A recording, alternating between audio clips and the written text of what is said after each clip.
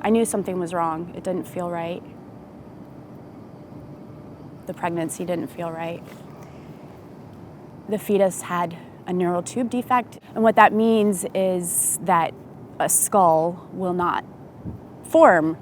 At the time that I went to the doctor and they told me what was happening, they recommended an abortion, and that's what I wanted. I was devastated.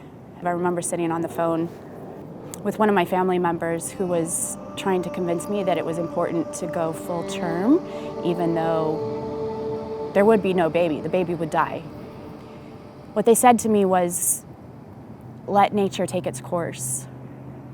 You can develop a relationship with the child while they're in your womb. You can talk to them and sing to them and love them for the life that they have.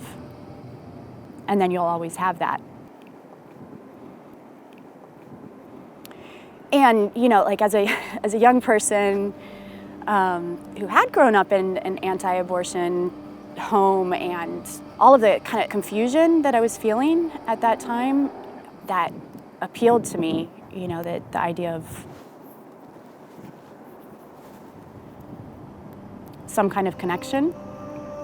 So that's what I did. I read books and I sang. At some point I felt movement stop. I gave birth to a stillborn baby with no skull. It was other people's belief systems and other people's traumas that led me to make the decision to go full term with a terminal pregnancy. Generally, you're going into labor, and then at the end you have one of the most joyous moments in your life, when you hold a child.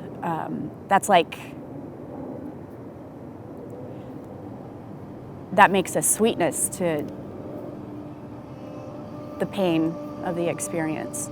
But when you're going into labor and there's no baby at the end of it, instead there's a lifeless corpse, it makes it more painful physically and psychologically and emotionally, because you're in the process of grief while in the process of giving birth, and birth is already so traumatic.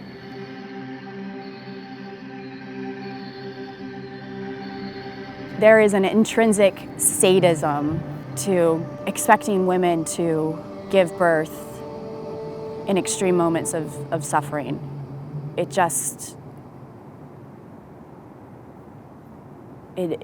It borders on sociopathic. It's just so incredibly cruel.